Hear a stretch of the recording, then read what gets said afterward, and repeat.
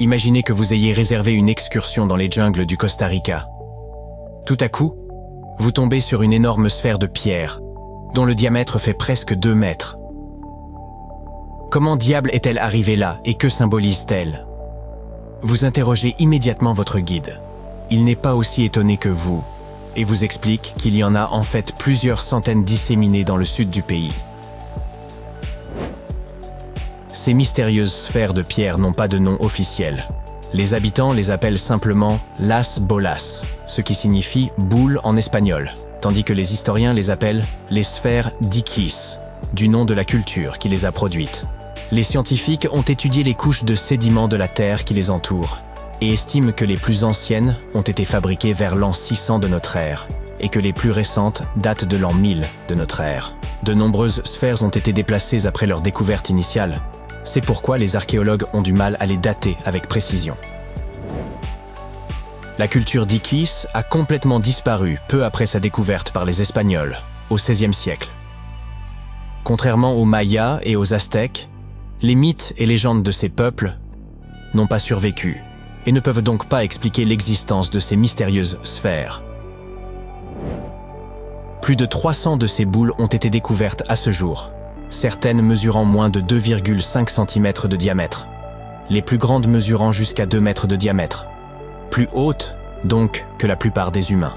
Bien que certaines sphères soient en calcaire, la majorité d'entre elles ont été sculptées dans une variété de basalte, un type de roche qui se forme lorsque la lave se refroidit rapidement.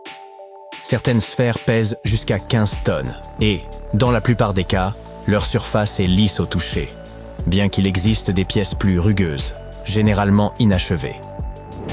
Si l'on écarte la théorie selon laquelle l'érosion fluviale aurait sculpté naturellement ces boules, il semble que ce soit d'anciens hommes qui les aient créées en martelant des blocs de pierre avec d'autres pierres. Une fois la forme approximative obtenue, ils polissaient la roche jusqu'à la perfection en utilisant des techniques telles que la fracture contrôlée et le meulage. Ces mystérieuses sphères se trouvent dans le delta du Dikis, sur la côte de l'océan Pacifique. La plupart d'entre elles ont été découvertes dans un lieu appelé Fermsis, qui, avec 3 autres sites, a été proclamé site du patrimoine mondial de l'UNESCO en 2014. La zone contient d'autres découvertes de l'époque précolombienne, telles que des espaces pavés, des sites funéraires et des monticules. Pendant des siècles, les boules de pierre ont été cachées sous une épaisse couche de sédiments qui les protégeait des éléments et des pillards jusqu'à ce qu'elles soient mises au jour dans les années 1930. La société propriétaire du terrain défrichait la forêt tropicale pour y installer des bananeraies lorsqu'elle est tombée sur ces étranges ouvrages de pierre. Certaines ont été endommagées par des bulldozers, d'autres par des ouvriers qui tentèrent de les ouvrir, pensant qu'elles contenaient de l'or. Il a fallu un certain temps avant que les autorités n'interviennent pour empêcher que les découvertes ne soient davantage endommagées. Doris Stone, la fille d'un cadre de la société propriétaire du terrain, a été la première à étudier les sphères. En 1943, elle a publié un article dans une revue archéologique américaine de premier plan, attirant ainsi l'attention du monde entier sur les boules. Des expéditions ont rapidement suivi, et les archéologues ont immédiatement pu déterminer que les formations de pierre étaient d'origine humaine, probablement créées par l'ancienne population indigène du Costa Rica. À ce jour, personne n'a été en mesure d'expliquer scientifiquement leur fonction. Cela signifie qu'il y a encore de la place pour les théories les plus folles sur l'origine et la véritable finalité des sphères.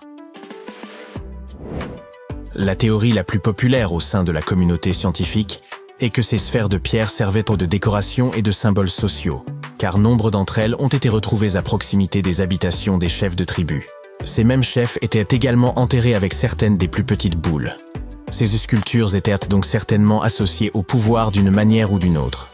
Ciseler un bloc de pierre à la perfection exigeait beaucoup de travail et de planification, et seuls les individus puissants pouvaient se permettre de telles commandes à l'époque.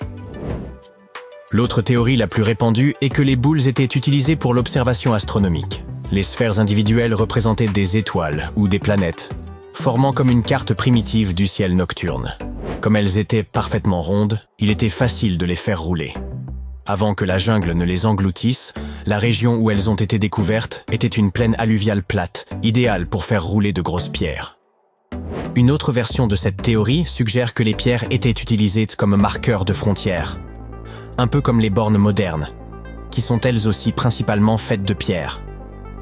Enfin, les légendes d'autres tribus qui vivaient dans la région racontent que les sphères étaient des boulets de canon que la divinité du tonnerre utilisait pour chasser la divinité des vents et des ouragans. Nous ne connaissons toujours pas la fonction première des sphères du Costa Rica, mais elles restent un élément important de l'identité nationale du pays. Le musée national de San José, la capitale du Costa Rica, en possède 6 dans sa cour. De nombreuses autres sphères sont devenues des décorations de jardin, très prisées des habitants les plus fortunés. Il y en a même une à l'université de Harvard. Plus d'un millénaire après leur création, les mystérieuses sphères de pierre du Costa Rica sont toujours associées au pouvoir et à la richesse. En termes mathématiques, les sphères de pierre ne sont pas tout à fait rondes. On estime qu'elles sont presque parfaites, approchant la forme d'une sphère à 96%. Bien que ce chiffre soit impressionnant, les sphères du Costa Rica ne sont pas les seules de leur genre. Il y a près de 10 ans, des ouvriers ont découvert de mystérieuses sphères géantes en pierre dans les profondeurs d'une mine de charbon du nord de l'Asie. La surface de ces sphères, qui mesurait un peu plus de la longueur d'un pas humain en diamètre, était exceptionnellement lisse, et les gens se sont penchés sur la question pour tenter de comprendre ce dont il s'agissait.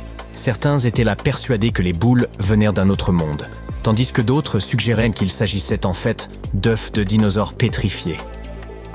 Les scientifiques ont rapidement mis fin aux discussions. Il s'est avéré que les mystérieuses sphères étaient en réalité des concrétions. Il s'agit de formations rocheuses qui mettent des millions d'années à se former dans les profondeurs du sous-sol. Pensez à un caillou qui amasse de la neige en dévalant une colline. C'est ainsi que se forment les concrétions. L'eau souterraine, riche en sédiments et en minéraux, s'écoule autour de la concrétion, la façonnant lentement en un orbe parfait. Ce processus est assez courant dans la nature, mais en général, les concrétions sont assez petites. Les sphères trouvées dans la mine de charbon avaient atteint cette taille dans un sol riche en minéraux, et elles étaient suffisamment grandes pour intéresser la presse et le grand public. Un autre cas possible de concrétion est celui des imposantes sphères de pierre retrouvées dans la vallée de Visoko, en Bosnie. Semir Osmanagić, que l'on a surnommé l'Indiana Jones bosniaque, a été le premier à étudier ces objets dont la largeur équivaut à celle d'un autobus londonien. Il pense que ces boules de pierre ont été sculptées par une civilisation disparue qui vivait dans la région il y a 1 millier d'années. La couleur rougeâtre des orbes prouve cependant qu'il s'agit bien de concrétions, riches en fer. Les Moki Marbles, découverts dans l'Utah rural, ont une couleur similaire à celle des sphères bosniaques. Ces minuscules concrétions, de la taille d'une bille, sont constituées d'un noyau de grès et d'une coquille d'hématite, un minerai de fer. En Afrique du Sud, des mineurs ont découvert les sphères de Klerksdorp, dont la forme et la taille sont similaires à celles des Moki Marbles. La seule différence est que celles-ci se sont formées à l'intérieur de sédiments et de cendres volcaniques. Parmi les petites sphères créées par l'homme, les plus intrigantes sont probablement celles que l'on trouve sur certaines îles grecques. Des scientifiques ont découvert 700 pierres plus petites que des balles de golf près du site de l'âge du bronze d'Akrotiri, sur l'île de Santorin. Ils pensent que ces objets ont entre 3600 et 4500 ans.